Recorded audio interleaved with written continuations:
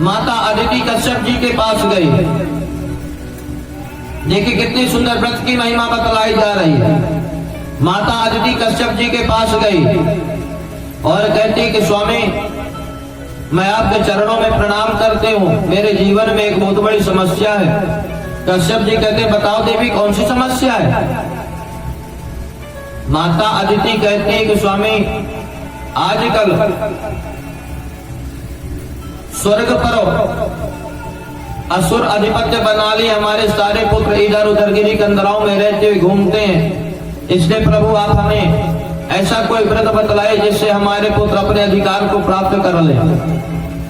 कश्यप जी महाराज माता अदिति को पयोव्रत के बारे में बतलाते हैं कि देवी ये पयोव्रत करो। कहते हैं कब किया जाता है पयोव्रत? फाल्गुनस्यामले पक्षे द्वादशाहं पयोव्रतः। फाल्गुन मास के शुक्ल पक्ष में 12 दिन तक यह पयोव्रत किया जाता। 12 दिन तक केवल दूध का आहार लेकर के भगवान नारायण की विशेष पूजा की जाती है। इस तरह से अदिति मैया फाल्गुन के महीने में शुक्ल पक्ष में व्रत करना प्रारंभ कर दिया। बड़े सुंदर विधि से व्रत किए। व्रत और उपवास में अंतर है। व्रत किसे कहते हैं और उपवास किसे कहते हैं? भोजन नहीं करते, यह उपवास हुआ। और व्रत किसे कहते हैं? जो हम अपने जीवन की बुराइयों को त्यागने के लिए संकल्प लेते हुए व्रत है। इसलिए जब हम व्रत रहें तो भगवान का पूजन करें और इस बात का भी व्रत लेना चाहिए कि आज हम सारे दिन भगवान का नाम लेंगे। आज हम सारे दिन अपनी मुख से किसी को अपशब्द नहीं बोलेंगे। आज हम व्रत के दिन ऐसा संकल्प लेते हैं कि आज के दिन किसी के भी हृदय ऐसी बात नहीं बोलेंगे कि जो कि किसी के हृदय को ठेस पहुंचे, किसी की आत्मा दुखे। इस बात का व्रत लेना चाहिए। और आजकल लोग व्रत तो रहते नहीं, उपवास रहते हैं। सुबह उठे और उपवास रहने लगे। दोपहर में खूब खाए, खूब केला खाए, खूब सेव खाए। कहते हैं आज हमसे हल्ला मत करना, आज हमारा उपवास है, आज हमारा व्रत है, आज सिर दर्द कर रहा है। ऐसा उपवास नहीं किया जाता। व्रत करना चाहिए, उसका फल हमें मिलता है। जब हम व्रत करते हैं, भगवान का नाम लेते हैं, तब भगवान हमें आशीर्वाद प्रदान करते हैं। इस तरह से अदिति मैया व्रत कर रही हैं। अदिति मैया के व्रत के प्रभाव से अदिति मैया कुछ समय के बाद गर्भवती हुई। आज अदिति मैया के गर्भ में स्वयं भगवान आए, वामन रूप बना करके। गर्भ में वामन भगवान है। ठीक 9 महीने के बाद भादों का महीना आया, सुंदर द्वादशी का दिन आया। ठीक 12 बजे मध्याह्न में अभिजीत मुहूर्त आया। आज अदिति मैया के गर्भ से वामन भगवान प्रकट हुए। बोले वामन भगवान की जय। आज वामन भगवान का स्वरूप कितना सुंदर लग रहा है। तम बटुम वामनं दृष्टा मोदमाना महर्षयः कर्माणि कारयामासो पुरस्कृत्य प्रजापतिम्। आज जो भी 52 अंगुल के वामन भगवान का जो भी व्यक्ति दर्शन करता है, आज वह वामन भगवान के स्वरूप को पर मुग्ध हो जाता है, दर्शन ही करता रहता है। आज वामन भगवान का स्वरूप ही मुग्ध कर देने वाला स्वरूप था। ब्रह्मा जी को पता चला कि भगवान का जन्म हुआ है। ब्रह्मा जी समस्त देवताओं के साथ वामन भगवान का दर्शन लेने के लिए आए, दर्शन करने के लिए आए। दर्शन किए, वामन भगवान का दर्शन करके बृहस्पति जी के पास गए। बृहस्पति जी से कहते हैं कि महाराज वामन भगवान का आप यज्ञोपवीत संस्कार करवाइए, उपनयन संस्कार करवाइए। बृहस्पति जी आए, सुंदर यज्ञोपवीत संस्कार के लिए उचित तिथि का चयन किए। उस तिथि पर सारे देवता आए। बृहस्पति जी महाराज यज्ञोपवीत संस्कार करवाने लगे। ब्रह्मा जी प्रकट हुए, अपना कमंडल दान में दिए। अदिति मैया आई लंगोटी पहना दी, कश्यप जी आए मेखला पहना दिए, सरस्वती मैया आई रुद्राक्ष की माला दे दिए, पृथ्वी देवी आई चरण पादुका दे दिए, आकाश देवता आए छत्र दे दिए, कुबेर आए भिक्षा का दान दे दिए, अन्नपूर्णा मैया आकर के उसमें भिक्षा डाल दी। बृहस्पति जी ने गायत्री मंत्र कान में दे करके यज्ञोपवीत संस्कार संपन्न करवा दिए, यज्ञोपवीत धारण करवा दिए। वामन भगवान दक्षिणा देते हैं बृहस्पति जी महाराज को कि महाराज आप दक्षिणा ले लीजिए। बृहस्पति जी कहते हैं कि महाराज हमें ये दक्षिणा नहीं चाहिए, यदि आप दक्षिणा देना ही चाहते हैं तो हमें त्रैलोक्य की संपदा दीजिए दक्षिणा में। वामन भगवान पूछते हैं कि महाराज मुझे त्रैलोक्य की संपदा मिलेगी कहां से ला करके दूंगा मैं आपको।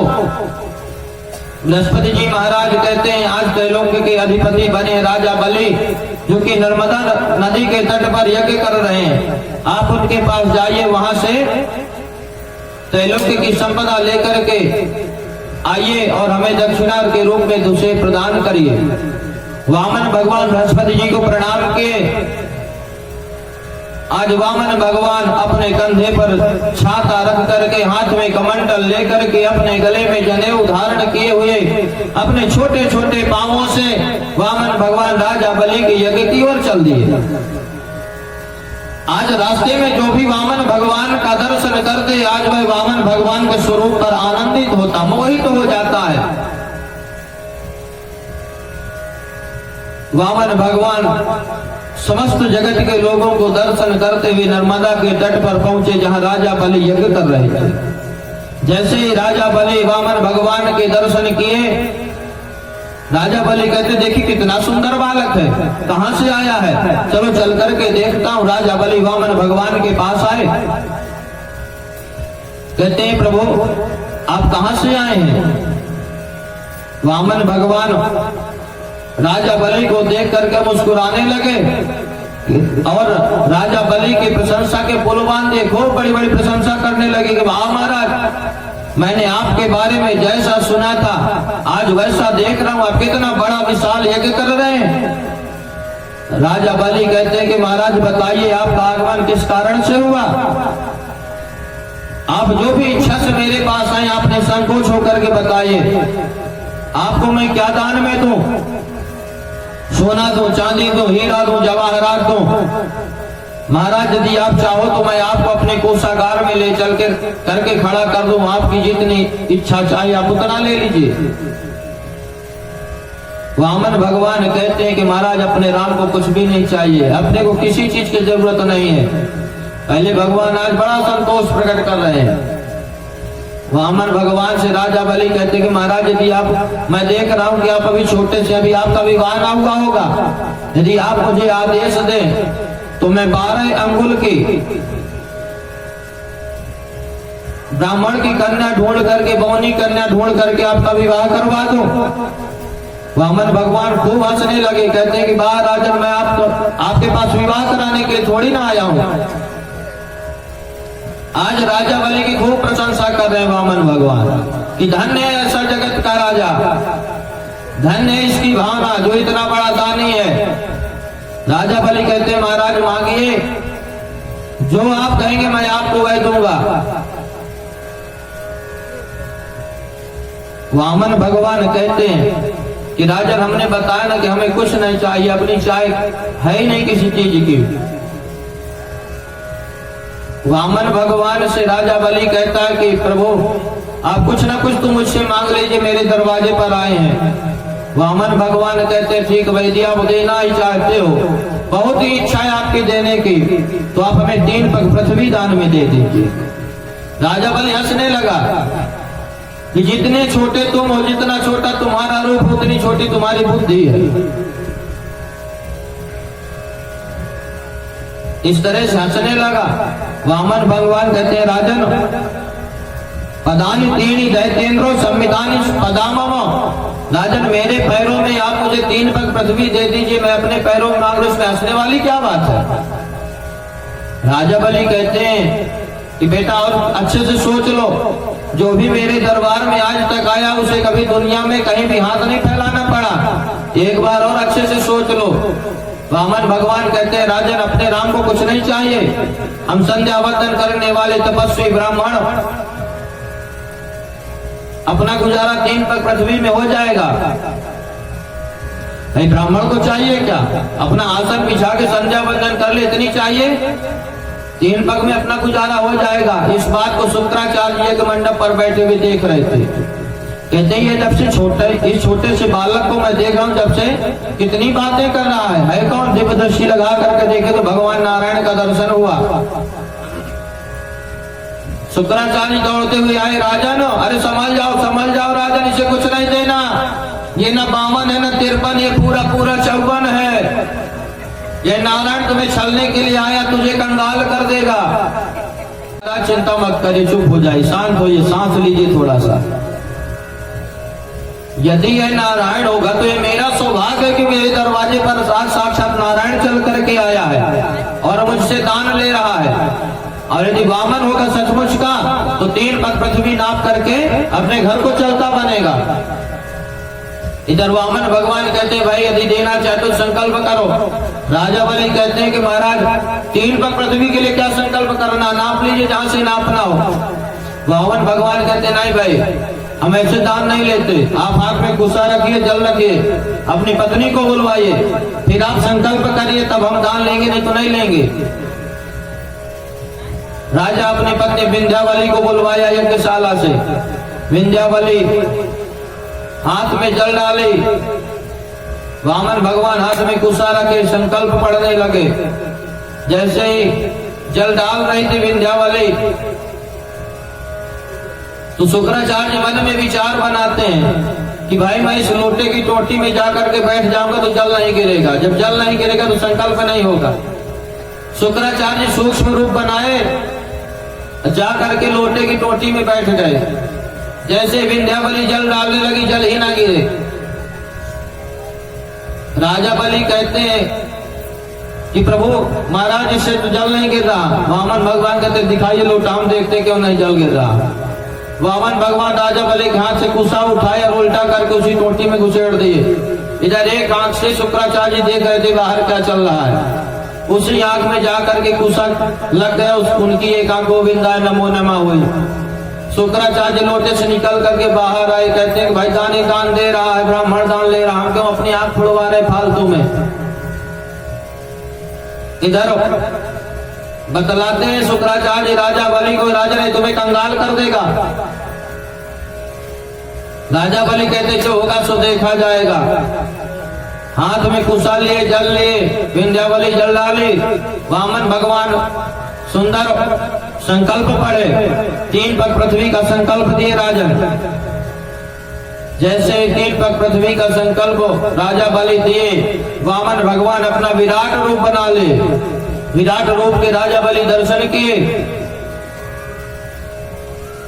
राजा बलि के वामन भगवान विराट रूप में एक पग में पूरे आकाश को नाप ले, पूरे स्वर्ग को नाप ले। जैसे स्वर्ग में पैर पहुंचा, ब्रह्मा जी भगवान का अंगूठा धो करके शरणामृत अपने कमंडल में रख लिए, विष्णुपति गंगा को अपने कमंडल में रख लिए।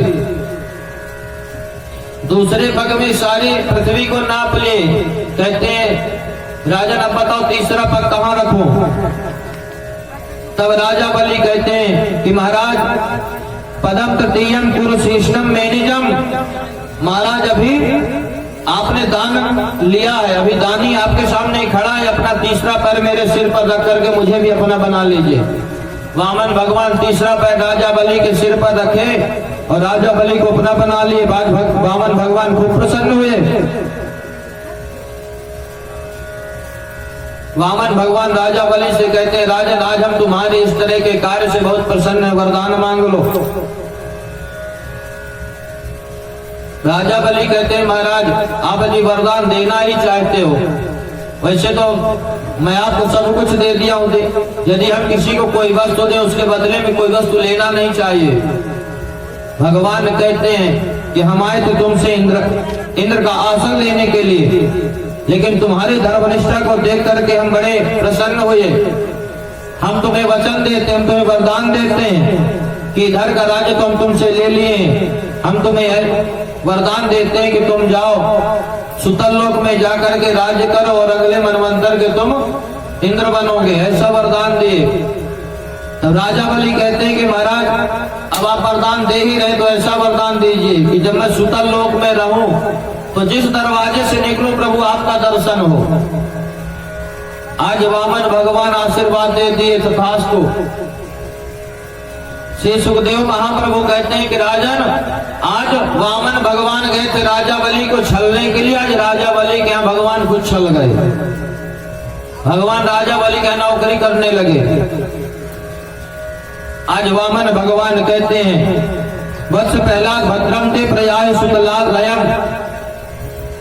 बेटा बलि, राजा बलि, तुम मेरे भक्त प्रहलाद के कुल में जन्म लिए हो, अब अपने परिवार को लेकर के जाओ और सुतल लोक में राज्य करो, चलने की तैयारी करो। शुक्राचार्य जी को प्रणाम किए। शुक्राचार्य जी को लगा कि बताइए हम बेकार में दोषी बन गए। प्रणाम किए। वामन भगवान कहते प्रभु हम पर भी कृपा करिए। वामन भगवान कहते हैं प्रभु आचार्य जी आप जाकर के यज्ञ की शेष विधि पूर्ण करिए। आज राजा बलि का 100वां यज्ञ भी संपन्न हो गया। शुक्राचार्य जी कहते हैं प्रभु जिस यज्ञ में स्वयं भगवान नारायण प्रकट हो गए हो वह यज्ञ भला अपूर्ण कैसे रह सकता है। आज प्रत्यक्ष भगवान का दर्शन करके राजा बलि सुतल लोक के नीचे अपने परिवार के साथ चले गए और भगवान सुतल लोक में जाकर के नौकरी करने लग गए, बंदी बन गए। और ऐसी नौकरी नहीं, राजा बलि क्या वरदान में मांगा था कि मैं जिस भी दरवाजे से निकलूं तो यदि जाता इस दरवाजे से तो पहले इस दरवाजे में दर्शन दे, यदि आता दूसरे दरवाजे तो फिर से दूसरे दरवाजे में दर्शन देने के लिए पहुंच जाए। भगवान ऐसी नौकरी करते थे। नारद जी लक्ष्मी जी के पास गए स्वर्ग में, वैकुंठ में। माता लक्ष्मी से बताती कि मैया इस समय प्रभु का कुछ पता नहीं चल रहा कहाँ है। लक्ष्मी मैया कहती हैं कि देवर्षि गए थे यहाँ से वामन का रूप बना करके ना जाने कहाँ है, काफी दिनों से पता नहीं। नारद जी कहते मैया भगवान इस समय नौकरी करने लग गए, राजा बलि के यहाँ बंदी बने हुए हैं, उन्हें लेकर के आइए आप। कहते कैसे जाऊं मैं वहां। जब नारद जी कहते हैं कि मैया आज से कुछ समय के बाद रक्षाबंधन का त्योहार पड़ने वाला है, इसलिए आप पहले से ही चले जाइए। रक्षाबंधन के दिन राखी बांधिए राजा बलि के हाथ में, और जब उपहार दे तो उपहार में भगवान को लेकर के अपने यहाँ आइए। माता लक्ष्मी आषाढ़ के मास में गई सुतल लोक राजा बलि के यहाँ। जैसे राजा बलि देखता है कहते अरे आओ बहना बहुत देर के बाद आई हो। माता लक्ष्मी 2-4 दिन नहीं कहती कि भैया मैं चलती हूँ। राजा बलि कहती अरे बहना कुछ दिन के बाद रक्षाबंधन का त्योहार है, राखी बांधो इसके बाद चली जाना। माता लक्ष्मी कहती है ठीक है। कुछ दिन के बाद रक्षाबंधन का पावन त्योहार आया, राजा बलि के हाथ में राखी बांधी। जब उपहार देने लगा राजा बलि कहता बता बहना मैं तेरे लिए क्या उपहार दूं तुझे। तो राजा बलि से लक्ष्मी जी कहती हैं कि भैया यदि आप मुझे देना चाहते हो, ये जो तुम्हारे द्वारपाल हैं ये हमारे पति हैं, आप इन्हीं को दे दीजिए। राजा बलि बड़ा लज्जित हुआ कि बताइए मैं अपने बहनोई को ही बंदी बना लिया था। राजा बलि भगवान को बंधन मुक्त किए, भगवान चलने लगे। राजा बलि कहता कि प्रभु बहना मेरी इच्छा कुछ दिन और रुक जाओ, बड़े सारे रक्षाबंधन का त्योहार होते उनको भी कर लो, इसके बाद चले जाना। माता लक्ष्मी रहने लगी सुतल लोक में भगवान के साथ। सारे त्योहार हुए। एक दिन माता लक्ष्मी कहती कि भैया अब हमें चलना चाहिए, बहुत समय हो गया। राजा बलि कहता नहीं बहना बस 2-4 दिन के बाद दीपावली का त्योहार आने वाला है, इसके बाद चले जाना। माता लक्ष्मी कहती नहीं भैया बहुत दिन हो गए रहते रहते, बहन को भाई क्या ज्यादा दिन तक रहना नहीं चाहिए। सो धनतेरस के दिन माता लक्ष्मी जी और भगवान सुतल लोक से चले, तो धनतेरस के दिन माता जी का पूजन होने लगा। और चलते चलते जब वैकुंठ पहुंचने का नंबर आया तो अमावस्या आ गई थी। अमावस्या का दिन जैसे ही वैकुंठवासी को पता चला कि हमारे भगवान आ रहे हैं, खूब घी के दीपक जलाए भगवान के स्वागत में, घर घर खूब दीपक जले। भगवान वैकुंठनाथ और माता लक्ष्मी का खूब स्वागत हुआ वैकुंठ में। तब से भगवान आशीर्वाद दिए कि इस अमावस्या का दिन जो भी व्यक्ति घी के दीपक जलाएगा उससे घर में कभी लक्ष्मी की कमी नहीं रहेगी। इस तरह से माता लक्ष्मी और वैकुंठनाथ भगवान वैकुंठ पहुंचे। श्री सुखदेव महाप्रभु कहते हैं, राजन, इस प्रकार से भगवान अपने भक्तों का कल्याण करते थे।